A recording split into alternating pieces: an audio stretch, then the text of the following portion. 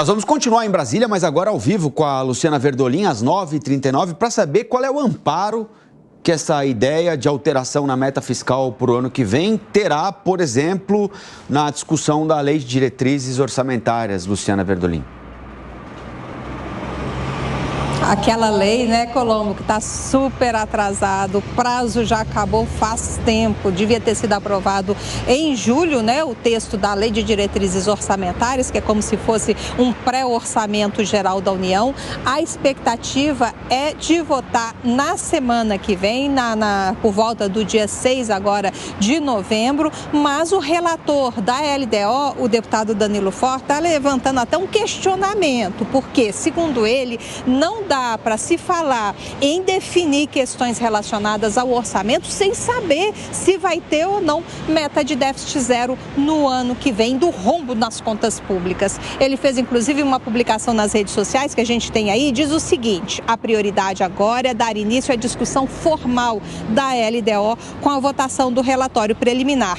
Não podemos correr o risco de iniciar 2024 sem orçamento. Seria o pior dos mundos. Sigo disposto a revisar a meta nesse processo, caso esse seja o consenso de novas lideranças. Reuniões devem acontecer na Comissão Mista de Orçamento para discutir o assunto. Aqui dentro do Palácio do Planalto, o governo ainda está desconversando sobre essa necessidade de mudar formalmente a meta de déficit no ano que vem. O ministro das Relações Institucionais, Alexandre Padilha, tem dito, 2 vezes ele já falou essa semana, que o governo está negociando com o Congresso Nacional a possibilidade de aumento da arrecadação, uma vez que o presidente Lula não aceita cortar gastos. Tem daqui a pouco, inclusive, uma reunião para discutir retomada de obras paradas. E o governo, pelo menos por enquanto, também não fala em rever a meta. E isso vai ser discutido mesmo no Congresso Nacional. Pressão grande nos próximos dias aqui sobre o governo. Ontem teve reunião da coalizão com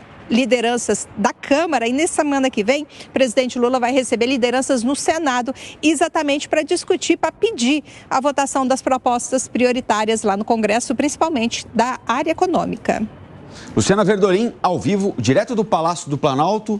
Nosso presidente Alan Gani está por aqui. Alan, me diga uma coisa, o que é melhor?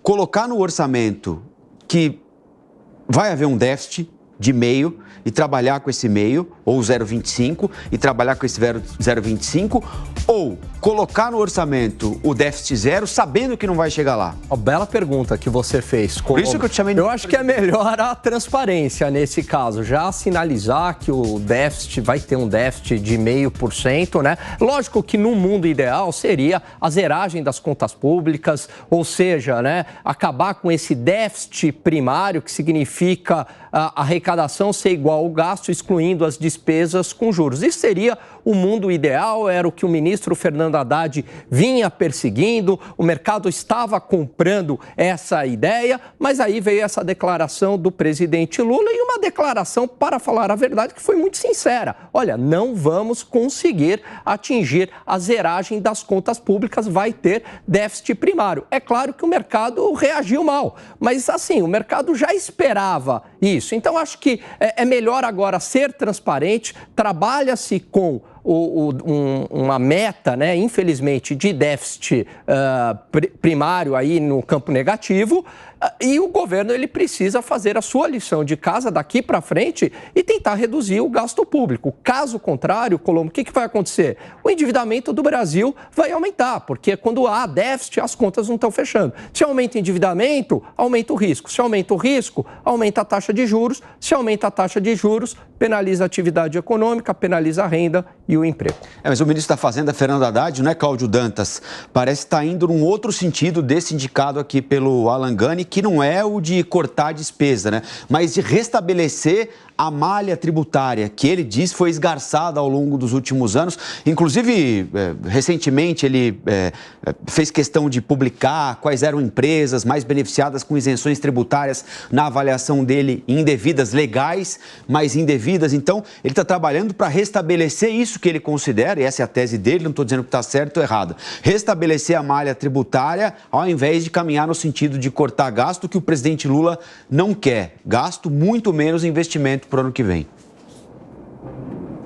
Ô Colombo, você me fez lembrar que nos governos do PT as isenções somaram 1,7, 1,8 trilhão de reais. Então, assim, não adianta, esse discurso fácil, ele é desmontado a partir dos dados. O governo do PT, os governos do PT sempre foram governos perdulários, governos gastadores, governos sem nenhum tipo de compromisso com a responsabilidade fiscal. E isso levou ao impeachment de Dilma. Não podemos esquecer que ela foi empichada justamente por pedaladas que foram executadas em função de uma realidade fiscal insustentável. Inclusive, beneficiou a sua reeleição. Então, assim, não dá para esperar nada diferente do atual governo. O Haddad até vinha fazendo ali uma discussão mais próxima do mercado, com esse quê de responsabilidade, mas sempre pressionado pelo próprio presidente da República, que tem um perfil, né? É um tipo de gestão, mas é uma gestão que, infelizmente, ela tem um custo altíssimo para o Estado e para o eleitor, o pagador de impostos. Isso é possível, a expansão dos gastos públicos, ela é possível quando você vive um momento de expansão também, né, do desenvolvimento, dos investimentos, quando você tem um cenário internacional favorável, como aconteceu nos 2 primeiros mandatos do Lula, especialmente no segundo, mas essa não é a realidade atual. A realidade atual é de retração econômica, de inflação lá fora, inflação aqui dentro, né? Então, se você não fizer esse dever de casa, essa conta vai chegar, e vai chegar já no próximo ano. Esse déficit fiscal que está sendo revisado, ele terá de ser revisado novamente, porque o déficit fiscal de 2024, seguindo essa toada, ele será muito maior do que 0,5% do PIB.